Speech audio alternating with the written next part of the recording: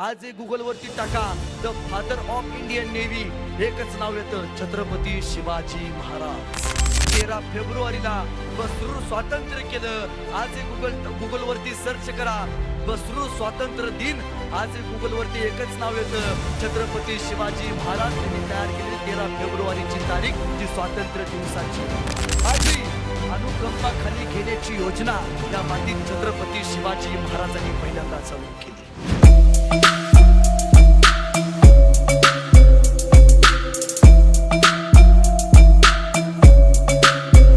आपल्या लेकराला पहिल्यांदा ते शिकवा.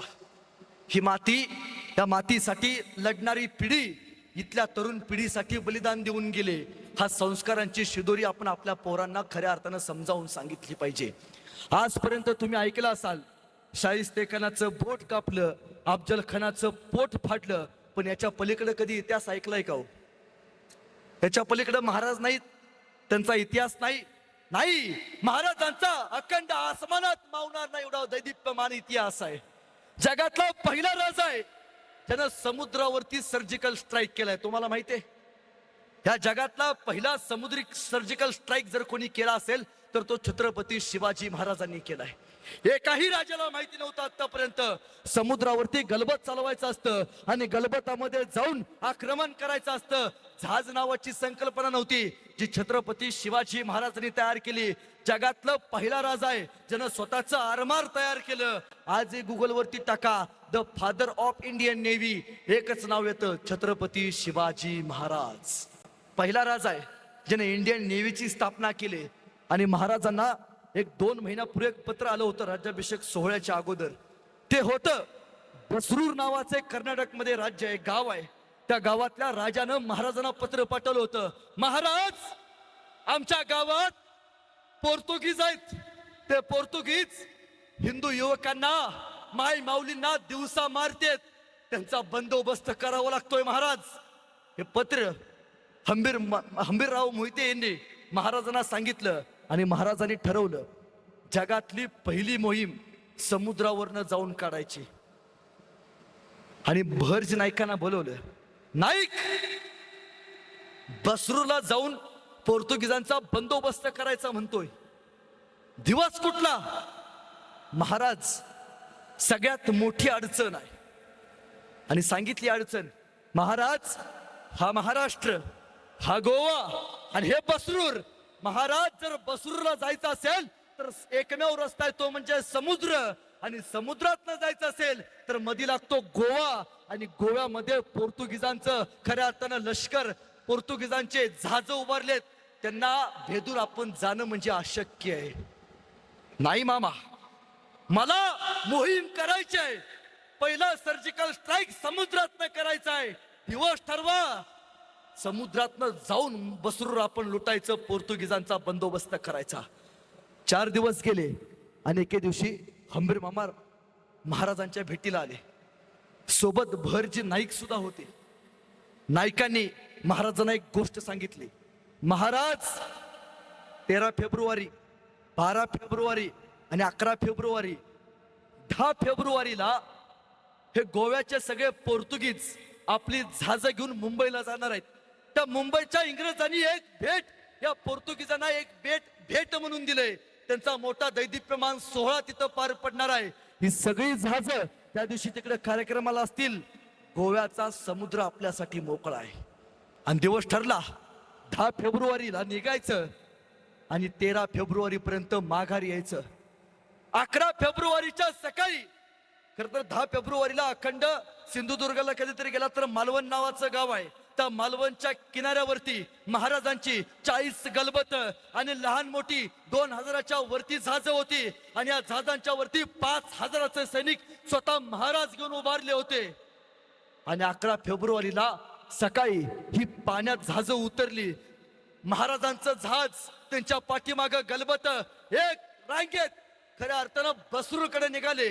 बसरूरच्या जवळ जाणार होते, गोव्याच्या जवळ आले. समुद्रात राजांचं आसमानी जहाज आणि त्यांच्या सोबत ताफा निघाला होता. गोव्याच्या जवळ आले. गोव्याचा पोर्तुगीजांचा समुद्र मोकळा होता. समुद्रातनं महाराजांची जहाज बसरूरला आली. आणि खऱ्या अर्थानं 12 फेब्रुवारीच्या सकाळी बसरूर मध्ये महाराज त्यांच्या बसरूरच्या किनाऱ्यावरती उतरले. पोर्तुगीज सगळे झोपी गेले होते. महाराजांनी समशेरी काढला. महाराज बसरूर शहरात सुटले. 5,000 मराठे रण फिरावे तलवार चमकावी असं युद्ध करत होते. अरे एका तलवारी पुढं पोर्तुगीजांना उभं राहायचं धाडस होत नव्हतं. महाराजांची जगदंबा तलवार वाऱ्यासारखी फिरत होती. पोर्तुगीजांची दातखिळ बसली. पोर्तुगीज पळून जायला लागले आणि महाराजांनी 12-13 2 दिवस बसरूर लुटलं. पोर्तुगीजांना पळवून लावलं आणि स्थानिक नागरिकांची सुटका केली. आणि 13 फेब्रुवारीला महाराज जहाजात बसले. ज्या वेगानं महाराज गेले होते त्याच वेगानं महाराज परत महाराष्ट्रात आले. 13 फेब्रुवारीला बसरूर स्वातंत्र्य केलं. आजही गुगलवरती सर्च करा बसरूर स्वातंत्र्य दिन. आजही गुगलवरती एकच नाव येतं, छत्रपती शिवाजी महाराज त्यांनी तयार केलेली 13 फेब्रुवारीची तारीख जी स्वातंत्र्य दिवसाची होती. हे स्वातंत्र्य फक्त महाराष्ट्रापुरतं नव्हतं. हे स्वातंत्र्य परराज्यात परगावात तिथल्या युवकांना खऱ्या अर्थानं मिळावं यासाठी महाराजांचं बलिदान होतं. हे सगळं विचारांच्या पलीकडच्या कहाणी आहेत. पण मी नेहमी इतिहासात एक गोष्ट सांगत असतो. महाराजांचा जन्म झाला त्या किल्ल्याचं नाव काय? जोरात बोलायचं, काय नाव? शिवनेरी. आणि महाराजांचा मृत्यू झाला त्या किल्ल्याचं नाव काय? खरंच लोकमुख आहेत वाटतं. महाराजांचा जन्म झाला त्या किल्ल्याचं नाव काय? आवाज आला पाहिजे. काय नाव? शिवनेरी. आणि महाराजांचा मृत्यू झाला त्या किल्ल्याचं नाव काय? शिवनेरीचे पहिले 2 अक्षर म्हणजे शिव आणि रायगडाचे पहिले 2 अक्षर म्हणजे राय. हे 2 शब्द तयार केल्यावरती एक शब्द तयार होतो, तो म्हणजे शिवराय. पण रायगडापासनं शिवनेरीपासनं रायगडापर्यंतचा हा प्रवास सोपा होता? नक्कीच नव्हता. या प्रवासात अनेकांनी बलिदान दिलं. त्यावेळी महाराजांना स्वराज्याच्या छत्रपती पदापर्यंत पोहोचता आलं. खऱ्या अर्थानं जगात कुठेही जावा, मी नेहमी सांगतो, काही बघा, कुठेही फिरा, पण आयुष्यात एकदा महाराजांचा रायगड बघून या. रायगड का बघायचा? रायगड का बघायचा? यासाठी बघायचा, जगातला एकमेव किल्ला आहे ज्या किल्ल्याचं वॉरंटी कार्ड आहे. पहिला राजा असा एकमेव इंजिनियर आहे ज्यानं स्वतःच्या वास्तूची गॅरंटी दिली. तुम्हाला तुमच्या घराची गॅरंटी आहे का? इंजिनियरला फोन करून विचारा बरं, जायच्या अगोदर पडायला चालू होते. महाराजांनी दिले. कुठे दिले? रायगडावरती दिले.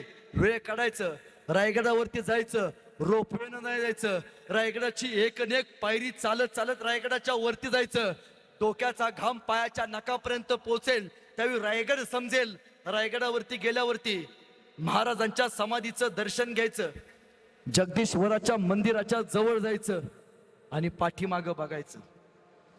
भिंतीवरती जगातल्या सगळ्यात मोठ्या राजाची आणि त्याच्या राजधानीचं वॉरंटी कार्ड आहे. शेवटचं वाक्य आहे त्या शिलालेखात. मी नाही, महाराज म्हणतात. काय म्हणतात? याव चंद्र दिवा करोती. म्हणजे काय? जोपर्यंत या पृथ्वी तलावरती चंद्र आणि सूर्य असेल तोपर्यंत रायगडावरचा पत्थर आणि पत्थर आणि रायगडाची प्रत्येक वास्तू टिकेल. कुठपर्यंत? चंद्र सूर्य असेल तोपर्यंत. एवढी गॅरंटी दिली महाराजांनी. पाणी अडवा पाणी जिरवा ही पहिली योजना महाराजांनी रायगडावरती चालू केली. ह्याची अडवा त्याची जिरवा ही आम्ही कोल्हापुरात चालू केली.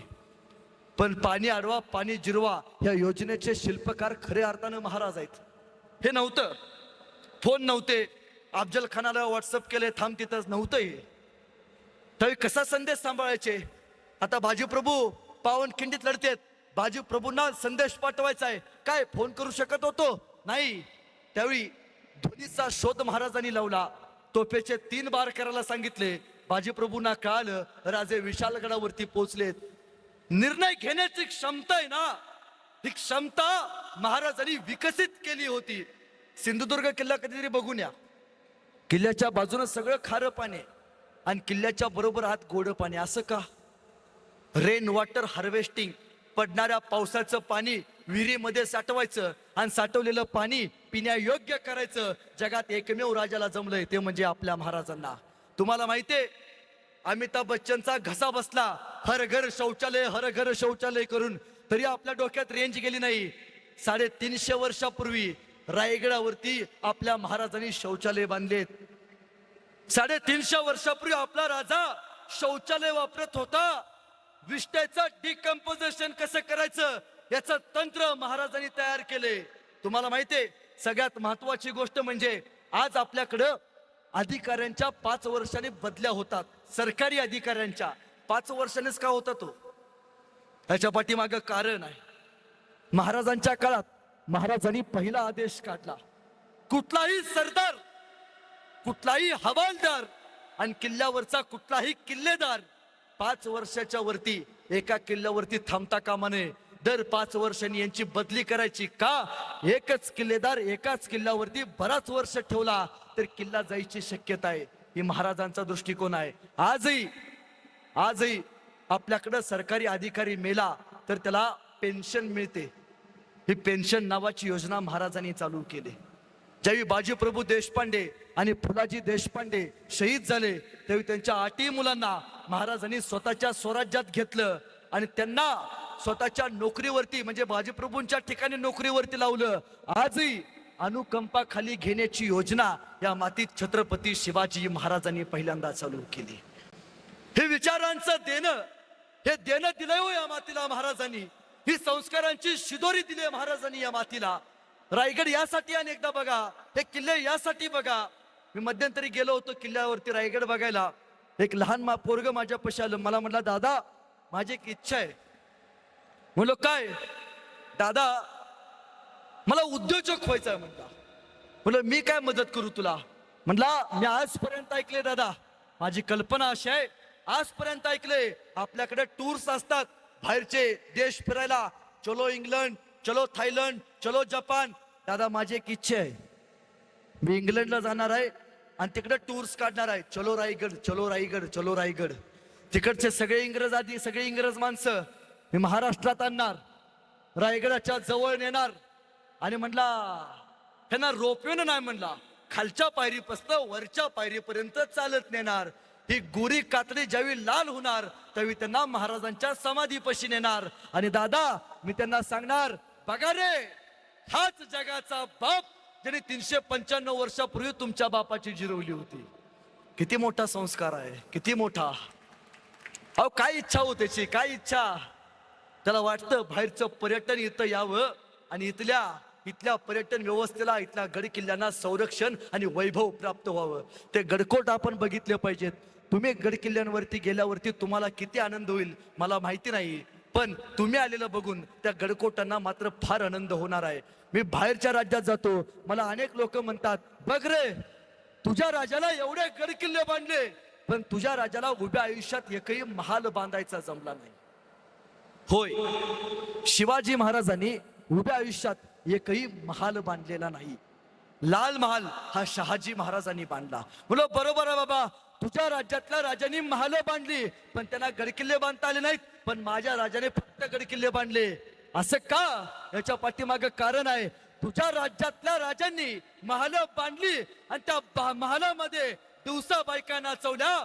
माझ्या राजानं एकही महाल बांधला नाही, पण माझ्या राजानं 365 गडकिल्ले बांधले आणि या गडकिल्ल्यांच्या जोरावरती या हिंदुस्थानातल्या बायका वाचवल्यात. होय, आमचं सगळं पडलंय, आमचं सगळं पडलंय, तुमचं सगळं चमकतंय, पण आमचं यासाठी पडलंय कारण आमच्या गडकिल्ल्यांनी शत्रूचा एक एक गोळा स्वतःच्या छातडावरती झेललाय. त्यावेळी या मातीला स्वातंत्र्य प्राप्त करून दिलंय. इथल्या मातीतला एखादा ढेकूळ उचला आणि तो ढेकूळ पाण्यावरती टाका, त्या पाण्यावरती आलेला लाल तरंग या मातीसाठी बलिदान दिलेला आपल्या मर्द मराठ्यांचा असेल, आपल्या मावळ्यांचा असेल.